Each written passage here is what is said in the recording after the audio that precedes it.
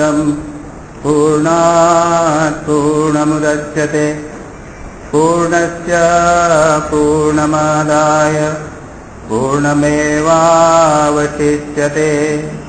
ॐ शान्ति शान्ति शान्तिः। हरिः ओम। आज से हम लोग ईशावास्य उपनिषद का पाठ करेंगे। आप लोगों ने नाम तो सुना होगा, और मैंने जानता कि इसके पहले उपनिषद के ऊपर कभी व्याख्यान हुए यहाँ कि नहीं रहे, बहुत पहले संभवतः हुए होंगे। और मैंने जो लिस्ट देखी उसके अंदर श्री रामकृष्ण वचनामृत है, श्री रामकृष्ण लीला प्रसंग है, श्री रामकृष्ण पूथी है, भगवद गीता है। इस प्रकार से कई ग्रंथों पर पाठ यहाँ पर हो रहे हैं। मैंने सोचा कि उपनिषद लिया जाए, और उपनिषदों में परंपरागत रूप से जो पहला उपनिषद माना जाता है वह है ईशावास्य। कि उपनिषद क्या है? वेद का नाम तो आप जानते हैं। वेद हमारे शास्त्र हैं। हिंदुओं में जो शास्त्र हैं उसको 3 भागों में विभक्त किया जाता है, इसको प्रस्थान त्रयी बोलते हैं। एक तो होते हैं वेद या आगम, दूसरे हैं पुराण,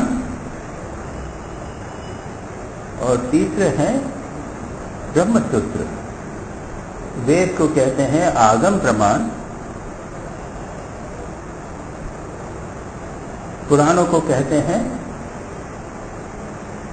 पुराण में भगवद गीता। भगवद गीता वेद नहीं है, वेद जैसी है, उसको एक वेद का ही इतना महत्व दिया गया है, लेकिन है कहाँ? महाभारत में। तो महाभारत वेद तो नहीं है, महाभारत है एक पुराण। तो इसको कहते हैं पुराण। ये 3 आप कह सकते हैं, इन्हें हम कहते हैं प्रस्थान त्रयी, 3 प्रमाण।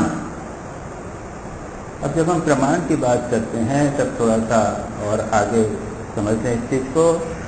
हम जो कुछ ज्ञान प्राप्त करते हैं वह प्रमाण के द्वारा, जिनसे ज्ञान प्राप्त किया जाता है उसे प्रमाण कहते हैं। प्रमा यानी ज्ञान, और जिससे प्राप्त किया जाता है उसको कहते हैं प्रमाण। हम अपने नेत्रों से वस्तुओं को देखते हैं। आप लोग मुझे देख रहे हैं, मैं आपको देख रहा हूँ। ये सारा आश्रम हम देख रहे हैं, ये किसके द्वारा देखा जा रहा है? अपने नेत्रों के द्वारा, अक्ष के द्वारा, इंद्रियों के द्वारा। तो जो इंद्रिय जन्य ज्ञान है उसको हम कहते हैं प्रत्यक्ष। प्रत्यक्ष, जो प्रत्यक्ष से प्राप्त हुए, इंद्रियों के द्वारा प्राप्त हुए, उसको हम प्रत्यक्ष प्रमाण बोलते हैं। फिर अनुमान प्रमाण। आवाज आ रही है, पू पा चूचा आवाज आ रही है, तो हमने देखा तो नहीं है वहां पे, लेकिन हम समझ जाते हैं कि वहां पर एक स्कूटर जा रहा है या एक मोटर जा रही है। हम उसको देखकर उसको पहचान जाते हैं। ये क्या? किसी लिंक के द्वारा, किसी एक निर्देश के द्वारा उसे प्राप्त करना, देखना, जानना। या फिर जो सामान्यतः एक महत्वपूर्ण जो दृष्टांत दिया जाता है वो है कि धुआं हमने देखा, तो धुआं देखकर हम कहते हैं कि वहां आग लगी होगी। आग तो नहीं देखी, लेकिन धुआं देखकर हमने अनुमान किया, तो ये हुआ अनुमान प्रमाण। लेकिन कुछ ऐसी बातें हैं जो प्रत्यक्ष और अनुमान के द्वारा नहीं जानी जा सकती, वो हम शास्त्र प्रमाण, आगम प्रमाण, शब्द प्रमाण के द्वारा जानते हैं। एक स्थूल उदाहरण दूं, कलकत्ते में क्या हो रहा है वो हम यहाँ बैठकर अनुमान के द्वारा भी नहीं जान सकते, और प्रत्यक्ष प्रमाण आंखों के द्वारा भी नहीं जान सकते। लेकिन सुबह हम जब समाचार पत्र देखते हैं तो हमको पता चलता है कि कलकत्ते में ये हुआ, बंबई में ये हुआ, अमेरिका में ये हुआ। और हमको मान लेते हैं, उसको सत्य मानते हैं, स्वीकार करते हैं कि वह सत्य है। ये क्या है? शब्द प्रमाण, आगम प्रमाण, शास्त्र प्रमाण और परंपरागत रूप से वेद, गीता या कुरान और फिर एक शास्त्र जिसे हम कहते हैं ब्रह्म सूत्र, इनको भी तीन को हम शास्त्रीय दृष्टि से ब्रह्म के लिए प्रमाण मानते हैं। ऐसी बातें जो हम अपने अनुमान और प्रत्यक्ष से नहीं जान सकते। हम ब्रह्म के बारे में, ईश्वर के बारे में प्रत्यक्ष प्रमाण से नहीं जान पाते। कोई कहेगा तब हम मानते हैं, जानते हैं। श्री रामकृष्ण कहते हैं अरे ईश्वर हैं, मैंने देखा है, तब हम उनकी बात को मानते हैं। तो शास्त्र में जो प्रमाण है वो ऐसे लोगों के प्रमाण है, ऐसे लोगों की बातें हैं जिन्होंने प्रत्यक्ष रूप से भगवान को, ब्रह्म को, अपने आत्म स्वरूप का साक्षात्कार। इसलिए उसे हम सत्य ज्ञान का एक उपाय मानते हैं, प्रमाण। तो ये तीन प्रमाण हैं, वेद, आगम प्रमाण। उसमें जो लिखा है उसे सत्य माना जाता है। क्यों? क्योंकि ऋषियों ने उन्हें जाना अपने आत्म साक्षात्कार के द्वारा, प्रत्यक्ष अनुभूति के द्वारा, या यूं कहिए अपरोक्ष अनुभूति के द्वारा उन्होंने उस सत्य को जाना था। स्वामी विवेकानंद श्री रामकृष्ण के पास गए और उन्होंने पूछा क्या आपने ईश्वर को देखा है? क्या आपको अपरोक्ष अनुभूति है? लोग कहते हैं ईश्वर है, शास्त्रों में मैंने पढ़ा है ईश्वर है। क्या है? आपने देखा है? प्रत्यक्ष अनुभूति है, अपरोक्ष अनुभूति है? श्री रामकृष्ण ने कहा हाँ, अनुभूति है। तो ये जो शास्त्र हैं ये ऋषियों की अनुभूति पर आधारित, और इसलिए उन्हें हम सत्य रूप से स्वीकार करते। वेद, इसीलिए इन वेदों को प्रत्यक्ष आगम प्रमाण के रूप में स्वीकार किया जाता है। इन वेदों के कई भाग हैं, कई प्रकार से उनका विभाजन किया गया है। एक विभाजन के अनुसार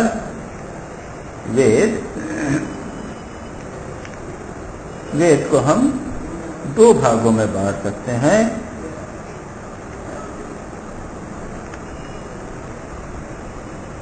कुछ लोग तीन में बांटते हैं, कर्मकांड, उपासना कांड और ज्ञान कांड।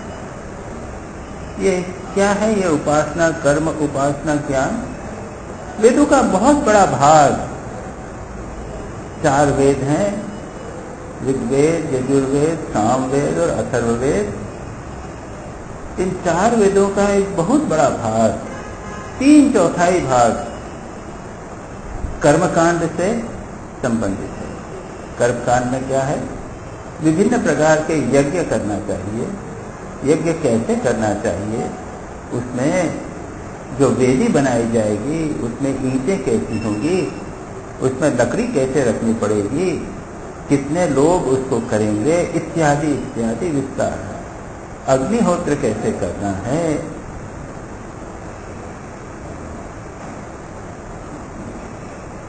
दशाश्वमेध यज्ञ कैसे करना है,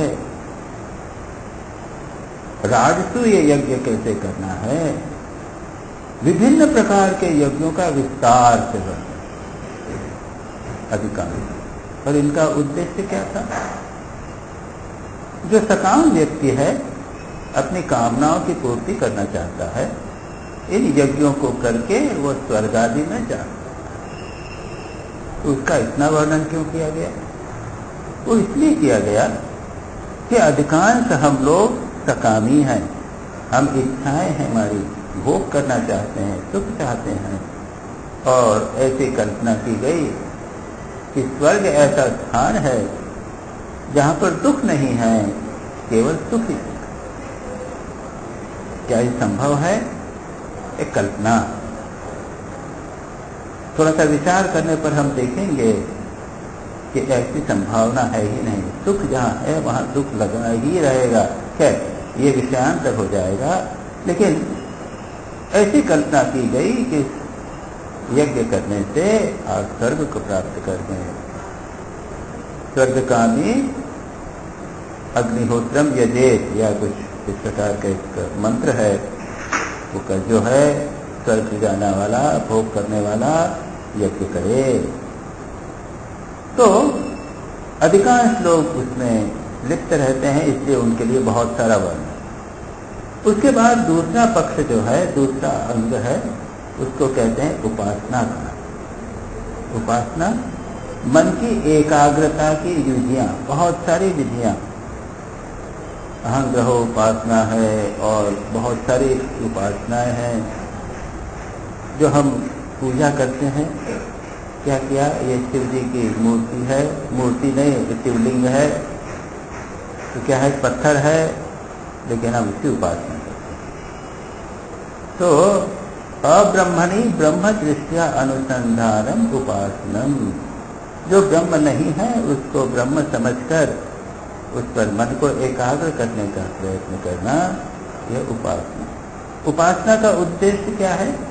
इस पर भी हम विस्तार में नहीं जाएंगे, थोड़ा हम ऐसा वाक्य उपनिषद जब पढ़ेंगे तो पुनः थोड़ा सी बात आएगी। उपासना का उद्देश्य है मन को एकाग्र करना। 4 प्रकार की उपासना कहते हैं। पहली प्रतिमा पूजा, हम सब जानते हैं, यहाँ प्रतिमा की पूजा है, यहाँ पर प्रतिमा की पूजा होगी, दुर्गा पूजा होगी, माँ का मूर्ति तैयार की जा रही है, शिव जी के लिंग की पूजा होती है, प्रतिमा पूजा। जप स्तोत्र आदि, उसके बाद मध्यमा जप और स्तोत्र करते हैं। उसके बाद में मानसिक पूजा, मानसिक रूप से भगवान के रूप पर ध्यान लगाते हैं, और उसके बाद में एक स्थिति आ जाती है कि सोहम पूजा, मैं और जिससे पूजा कर रहा हूँ वो एक हो। इसका उद्देश्य है चित्त को एकाग्र करना।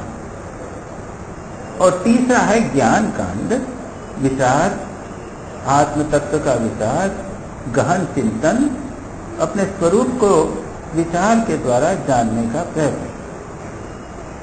तो ये 3 वेदों के अंग हैं, कर्मकांड, उपासना कांड और ज्ञान कांड। जो उपनिषद हैं वे ज्ञान कांड के अंतर्गत आते हैं। हमने इसके पहले के पिछले 1 वर्ष से तो मैंने प्रवचन नहीं किया, उसके पहले हमने पातंजल योग सूत्र लिया। पातंजल योग सूत्र में क्या है? चित्त वृत्ति निरोध, मन को एकाग्र करने की विधि बताई है। मन को एकाग्र करो, यम नियम आसन प्राणायाम प्रत्याहार धारणा ध्यान समाधि। धारणा ध्यान समाधि ये एकाग्रता का है। अंतरंग योग कहा था उसको, ध्यान करने का प्रयत्न। इसको क्या है? राजयोग। और हम आज जो प्रारंभ करने वाले हैं यह है ज्ञान योग।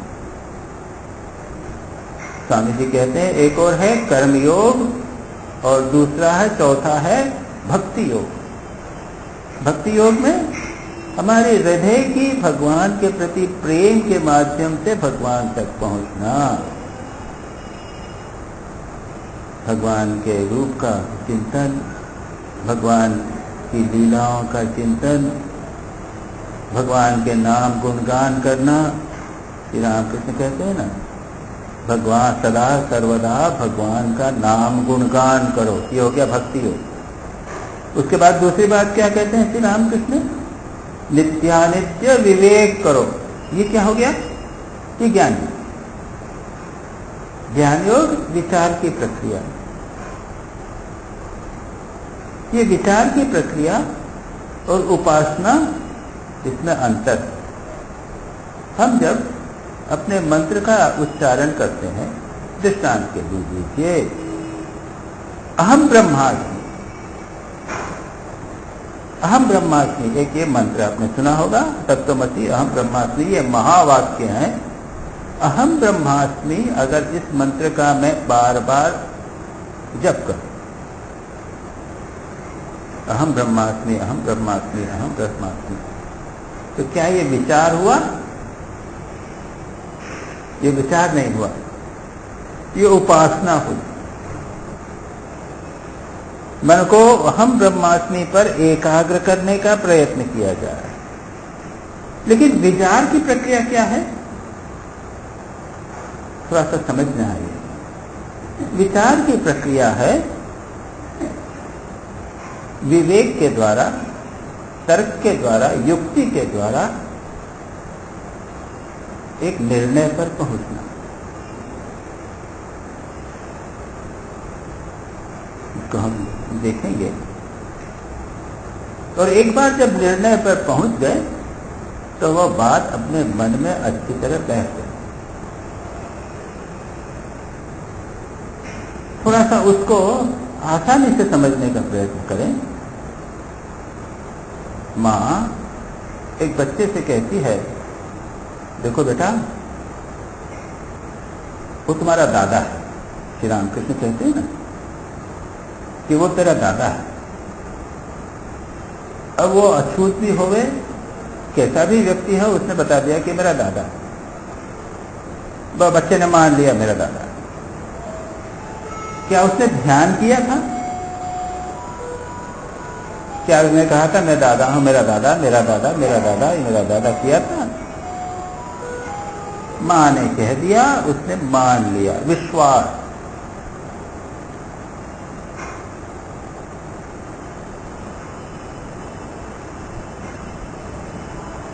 मदालसा नामक रानी थी, छोटे बच्चे उसके जन्म लेते थे तो कहती थी, बच्चों को बचपन से सिखाती थी, बेटा तू निरंजन है।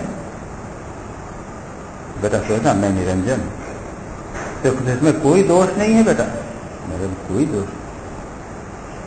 बस ये बात मन में बैठ। हमें क्या करना पड़ेगा? मैं निरंजन हूं, कैसे निरंजन हूं? मुझमें कैसे दोष नहीं है? मुझमें तो काम, क्रोध, लोभ, मोह सब दोष है नहीं। थोड़ा विचार करो तो किसमें दोष है? तुम्हारे मन में दोष है। तुम्हारा मन चंचल है, तुम्हारे मन में वासना है, लेकिन तुम तो उस मन से भिन्न हो। तुम कौन हो? मैं मन का दृष्टा हूं। मेरा मन है तो मेरा मन है तो मेरा मन और मैं भिन्न हुआ। ये घड़ी मेरी है तो मैं और घड़ी भिन्न हुए। हाँ, बात तो ठीक है। तब क्या हुआ? मैं आत्मा हूं, मैं निरंजन हूं, मैं मन से भिन्न हूं। ये हुआ विचार। और यह जो विचार की प्रक्रिया है इसे कहते हैं ज्ञान योग। मन को एकाग्र करने की प्रक्रिया राजयोग। भक्ति योग अभी हम नहीं लेते। श्री रामकृष्ण कहते हैं नित्य और अनित्य का विवेक करो। ये जगत अनित्य है, आज है कल नहीं रहेगा। ये आश्रम चाहे कितना भी अच्छा दिखाई दे है, 100-200 साल के बाद में सब ध्वंस हो जाएगा। ये जो बिल्डिंग्स हैं तो 100 साल पुरानी हो गई, अब टूट रही।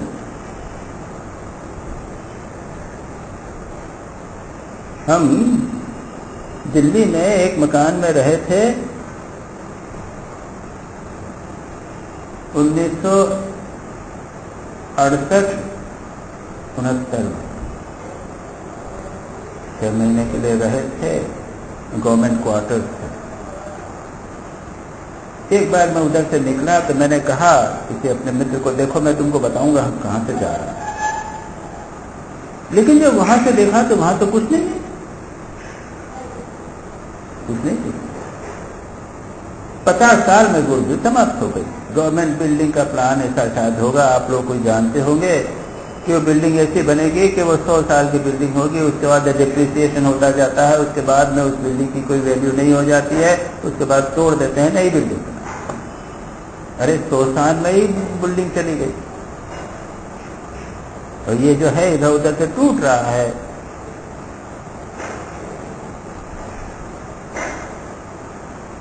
चेन्नई में एक ब्रिज है, अंग्रेजों के जमाने में किसी एक कंपनी ने बनाया था, और कंपनी ने कहा था कि इसकी हम गारंटी देते हैं 100 साल तक कुछ नहीं होगा। जैसे ही 100 साल हुए उन्होंने डिक्लेयर कर दिया न्यूज़पेपर में, रेडियो में, सब में कि ये 200 साल पूरे हुए गए हैं, अब हमारी कोई जिम्मेदारी नहीं। तो ये विवेक, नित्यानित्य विवेक, आत्मा भी नित्य है और जगत की सारी वस्तुएं अनित्य हैं, ये शरीर अनित्य है, इसको कहते हैं विवेक। विवेक का परिणाम क्या होगा? वही पुराना परिणाम होगा जो बच्चा, जब माँ बच्चे को जब कहती है कि तू निरंजन है, वही परिणाम। बच्चा पूर्ण रूप से विश्वास करता है माँ की बात में, और उसके मन में ये बात दृढ़ बैठ जाती है। हम लोगों के मन में दृढ़ नहीं बैठती, इसलिए हमको विवेक करना पड़ता है, नित्यानित्य विवेक करना। लेकिन विवेक का उद्देश्य क्या है? ये विश्वास की दृढ़ता, ऐसे विश्वास की दृढ़ता, मैं तो निरंजन हूं, मैं नित्य शुद्ध बुद्ध मुक्त स्वभाव हूं, चाहे मेरा गर्दन भी काट लें तो भी। माँ ने बोला, पिताजी ने बोला, बच्चे की कही बहुत सारी कहानियां हैं किस प्रकार बच्चा, पिताजी ने बोला है तो वो करता है, मर भी जाता है, लेकिन पिताजी ने कहा है नहीं। इस कहानियों में मैं नहीं जाऊंगा, लेकिन यह है विचार के द्वारा एक दृढ़ विश्वास, एक दृढ़ प्रतीति, एक दृढ़ एक्सपीरियंस हमारे जीवन में करना कि मैं नित्य शुद्ध बुद्ध मुक्त स्वभाव आत्मा। इसको कहते हैं ज्ञान योग, विचार की प्रक्रिया, इसे हम कहते हैं ज्ञान योग। तो यहां पर जब हम ज्ञान योग प्रारंभ करेंगे, यही विचार की बात की जाए। अब जब हम इस उपनिषद पर आते हैं, मैंने थोड़ा सा आपको वेद बता दिए, वेद प्रस्थान त्रयी बता दिए, वेदों के विभिन्न पक्ष अंग बताए, पार्ट बताए। अब आते हैं उपनिषद। उपनिषद का अर्थ क्या? ये उपनिषद क्या है? वेदों के, जिसे कहते हैं वेदांत। हम वेदांत की बात करते हैं, वेदांत, वेद का अंत। तो इस तरह के दो अर्थ होते हैं। एक हुआ कि वेद नामक ग्रंथ है, उसका अंत, ये ग्रंथ है तो उसका लास्ट चैप्टर ना, ये अंत हुआ। दूसरा अर्थ हुआ द एसेंस, वेदांत का यानी वेदों का सार। ये दोनों अर्थ, ये दूसरा अर्थ अधिक महत्वपूर्ण है। वेदों का सार क्या है, सार बात क्या है, उनका एक्सपेक्ट क्या है, इसको कहते हैं वेदांत। मजेदार बात यह है कि जो ईशान उपनिषद है, ये शुक्ल यजुर्वेद का 40वां चैप्टर, अंतिम चैप्टर। जो 39 चैप्टर हैं वो कर्मकांड से संबंधित हैं, और 40वां चैप्टर ज्ञान का। तो वह अंतिम भी है और एसेंस भी है, सार भी है। इस दृष्टि से वेदांत के दोनों अर्थ इस ईशावास्य उपनिषद में ठीक उतरते। अब उपनिषद शब्द का अर्थ क्या है? उपनिषद शब्द की बड़ी सुंदर व्याख्याएं शास्त्रकारों ने की है। शंकराचार्य कहते हैं क्या है ये? उप नि प्लस नी प्लस सब, सब धातु। सद धातु का अर्थ क्या है, और उसके पहले क्या निकालना, उप यानी पास में, नी यानी अत्यंत निकट, अत्यंत निकट किसके बैठना, गुरु के पीछे पास बैठना, ऊपर नी। सब या सद धातु, शंकराचार्य कहते हैं सद धातु के 3 अर्थ हैं, विसरण, गति, अवसादन। यानी जो ब्रह्म विद्या गुरु के निकट बैठकर प्राप्त होती है, और जिस ब्रह्म विद्या के द्वारा मुमुक्षु की विसरण, अविद्या का नाश, विनाश, अविद्या का विनाश होता है, फिर गति यानी ब्रह्म के पास वह ले जाती है, और तीसरा क्या है, अवसादन, कर्म तथा गर्भवाद आदि दुखों का जो नाश करती है, अवसादन करती है, वह विद्या ब्रह्म विद्या। उपनिषद शब्द का अर्थ है ब्रह्म विद्या, जो हमारे अज्ञान का नाश करे, हमारे ब्रह्म के पास ले जावे, और ये कर्म और हमारा जो कर्म का चक्कर है उसको शिथिल कर देवे, उसको कहते हैं उपनिषद। फिर ये ग्रंथ, जो ग्रंथ इस उपनिषद को बतावे उसको भी उपनिषद कहते। ये 2 अच्छा, एक बड़ा अच्छा अर्थ स्वामी हर्षानंद जी ने किया है। ये उनकी एक संस्कृत टीका है उपनिषद। हर्षानंद जी हमारे बेंगलुरु आश्रम के अध्यक्ष हैं, प्रकांड विद्वान हैं। उन्होंने कई संस्कृत के ग्रंथ लिखे हैं। उन्होंने एनसाइक्लोपीडिया ऑफ हिंदुइज्म लिखी, हिंदू धर्म का ज्ञान कोश इंग्लिश में 3 वॉल्यूम में उन्होंने लिखा। ऐसे विद्वान, उन्होंने बड़ी सुंदर व्याख्या करते हुए कहा है, कहते हैं भव मरुभूमि में, ये भव सागर, इसको सागर भी कहा गया है, इसको मरुभूमि, रेगिस्तान। आप लोगों को कभी रेगिस्तान का अनुभव है क्या? कभी देखा है रेगिस्तान? हम लोगों को नहीं। समुद्र तो संभव देखा। और राजस्थान में आप जाए तो वहां पर आपको रेगिस्तान दिखेंगे। आजकल तो वहां पर भी जल आ गया है। मुझे बड़ा प्रसन्नता हुई, it was a pleasant surprise. जब मैं जोधपुर गया तो मैंने देखा कि चारों ओर खेत, हरे हरे खेत। पहले वहां पर रेगिस्तान हुआ करता था।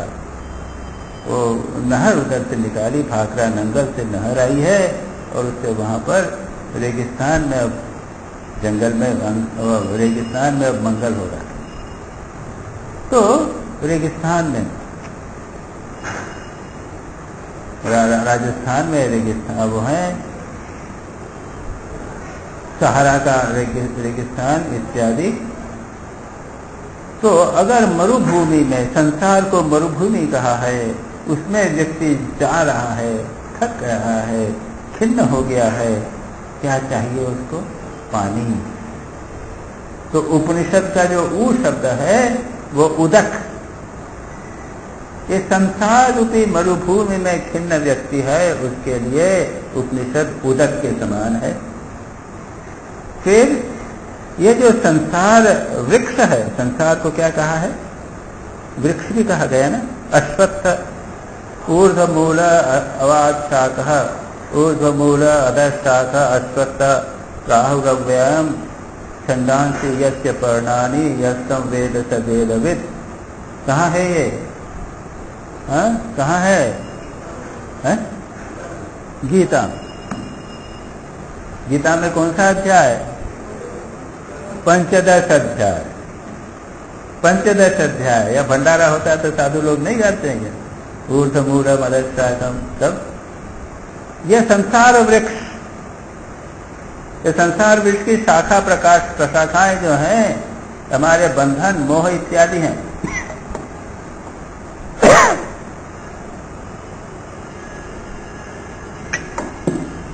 यह संसार वृक्ष अश्वत्थ वृक्ष के समान है। उसको छेदन करने के लिए, काटने के लिए परशु के समान, उदक प यानी परशु, उपनी, उपनी आएगा तो परशु के समान, कुल्हाड़ी के समान जो है, यह हुआ उपनिषद। और संसार मार्ग में गमन के से थके हुए पथिक के लिए निलय के समान। ये संसार एक मार्ग है, हम चल रहे हैं, थक गए हैं, उसके लिए नी, ऊपर नी यानी निलय, विश्राम स्थल। तो उपनिषद क्या है? वह उदक है, परशु है और एक निलय।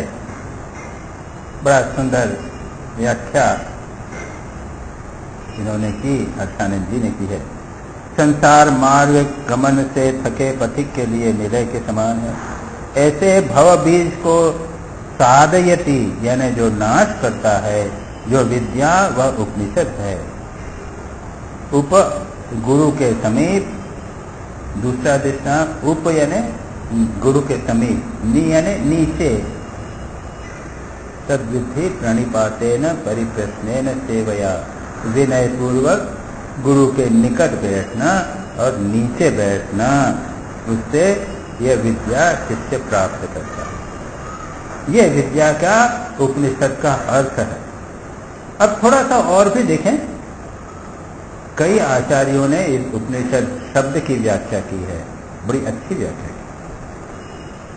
की। विनोबा जी की एक पुस्तक है, विनोबा की पुस्तक है ईशा वाक्यानुवृत्ति, ईशावास्य वृत्ति। उन्होंने इसकी विस्तार से व्याख्या की है। वह कहते हैं, छांदोग्य उपनिषद को कोट करके कहते हैं, यदा वै बलि भवति उत्थाता भवति। उस शब्द से लेते हैं, जब बलवान होता है तब वो उठ खड़ा होता है। उत्तिष्ठन् परिचरति, परिचरिता भवति। उप प आया, उप के बाद प आया। उपतिष्ठन्, ऊपर उठकर वह परिचरिता भवति यानी परिचर्या करता है, गुरु की परिचर्या करता है। परिचरन् उपसत्ता भवति, उपसीदन् द्रष्टा भवति, श्रोता भवति, मंता भवति, बोधा भवति, कर्ता भवति, विज्ञाता भवति। क्या करता है? जब बलवान व्यक्ति होता है, याद रखिए, ये जो उपनिषद की शिक्षा है, ये बलवान, स्वामी विवेकानंद ने क्या कहा था? मैं उपनिषद की शिक्षा देता हूं। क्यों? ये हमें बलवान बनाता है। भक्ति को अभी छोड़ दीजिए, कोमलता को छोड़ दीजिए, बहुत हो गया, हमने बहुत कीर्तन कर दिया। अभी जरा उपनिषद की बात की जाए, बलवान लोगों के लिए उपनिषद। तो कहते हैं कि क्या करेंगे? बलवान जब व्यक्ति होता है, शारीरिक और मानसिक दृष्टि से बलवान। शारीरिक बलवान तो हम मानते हैं, जानते हैं, लेकिन अगर नैतिक जीवन नहीं हुआ तो मानसिक व्यक्ति रूप से व्यक्ति दुर्बल होता है। सत्यमेव जयते, फिर कहा है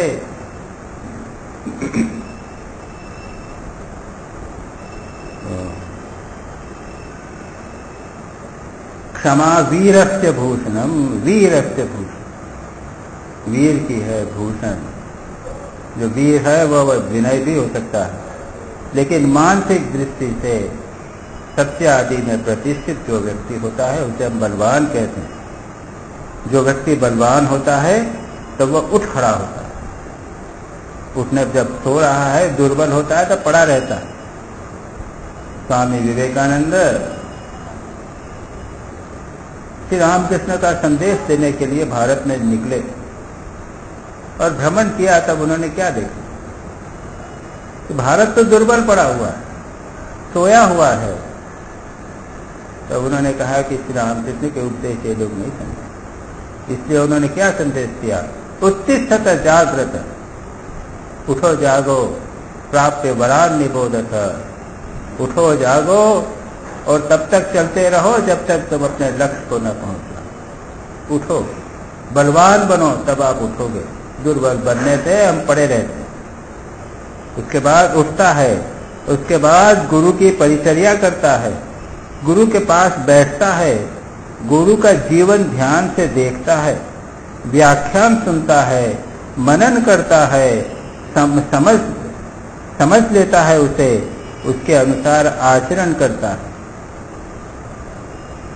बलवान होने पर उठता है, गुरु के पास जाकर इतनी सारी सब चीजें वो प्राप्त करता है। और तब क्या होता है, विज्ञान प्राप्त करता है, अप्रोक्ष अनुभूति करता है, जो गुरु से उसने सुना है उसे अपने जीवन में उतारता है। अप्रोक्ष अनुभूति का अर्थ है सत्य बोलना, और सत्यम वद धर्मम चर। तो हाँ, मैंने पढ़ लिया, सत्य बोलना चाहिए, लेकिन जब आप उस सत्य को जीवन में आचरण करेंगे तब इसको कहेंगे ये विज्ञान हुआ है। सत्य का अपने अप्रोक्ष ज्ञान और अनुभूति उसकी आपकी की। यही बात युधिष्ठिर ने कही थी जब युवक थे, बच्चे थे और वेद पढ़ते थे। सत्यम वद धर्मम चर स्वाध्यायात् मा प्रमदः, मातृदेवो भव, पितृदेवो भव, अतिथि देवो भव, आचार्य देवो भव। ये सब जो वैदिक चांटिंग है उनको कहा याद करके आना। बाकी सब भाइयों ने याद कर लिया, युधिष्ठिर याद नहीं कर सके। कहे तुम तो सबसे बड़े, सबसे विद्वान हो, तुम याद नहीं कर रहे। तो यहाँ तो कहा है सत्य वद, सत्य बोलो। जब तक मैं सत्य नहीं बोल सकूंगा तब तक मैं कैसे याद करूं। इसको कहते हैं अपरोक्ष ज्ञान। जो बात है उसको जीवन में उतारना, इसे कहते हैं। श्री रामकृष्ण तो पढ़े नहीं थे, थोड़ा लिख सकते थे, निरक्षर ही समझ नहीं थे, लेकिन उनको अपरोक्ष ज्ञान था। सत्य, अहिंसा, ब्रह्मचर्य इत्यादि उन्होंने जीवन में आचरण करके अपने जीवन में उन्हें उतारे थे। तो ये होता है उपनिषद शब्द का अर्थ। आत्मबल, उत्थान, ब्रह्मचर्य, गुरु सेवा, गुरु सानिध्य, जीवन निरीक्षण, श्रवण, मनन, अवबोधन, आचरण, साधन और अनुभूति। ये सब का सब विनोबा के अनुसार उपनिषद शब्द का।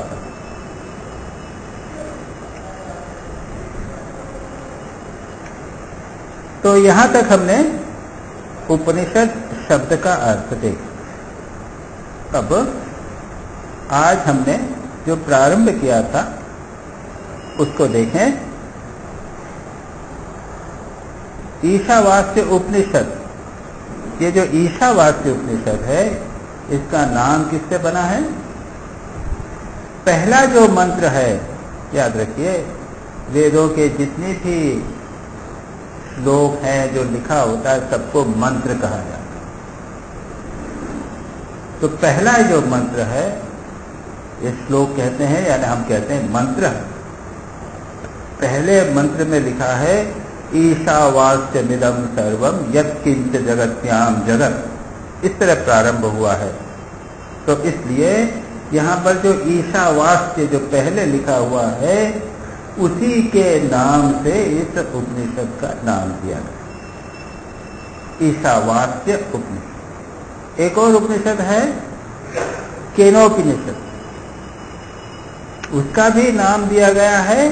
वह जो वाक्य शुरू होता है, पहले उपनिषद शुरू होता है उसी से, केनेषितं पतितं प्रेषितं मनः केन प्राणः प्रेतियुक्तः केनेषितां वाचमिमां वदन्ति श्रोत्रं चक्षु कौ देवो युनक्ति। पहले का केनेषितं, केन ईशितं, किसके द्वारा प्रेरित होकर मन अपने विषयों पर जाता है। केन ईशितं, इस केन शब्द से उस उपनिषद का नाम पड़ गया केनो। तो यहां पर भी ईशावास्य उपनिषद इसके द्वारा इसका नाम पड़ा है ईशावास्य उपनिषद। प्रथम शब्द से नाम पड़ा है। और जैसा मैंने कहा, शुक्ल यजुर्वेद की न्याधांतिम शाखा का 40वां अध्याय है। ट्रेडिशनली प्रथम उपनिषद माना जाता है, बहुत महत्वपूर्ण उपनिषद माना जाता है। सारे वेदांत का सार इसमें है। छोटा उपनिषद, कितने मंत्र हैं? 18 मंत्र। इससे भी छोटा एक उपनिषद है मांडुक्य उपनिषद, केवल 12 मंत्र, 18 श्लोक। गीता में कितने श्लोक हैं?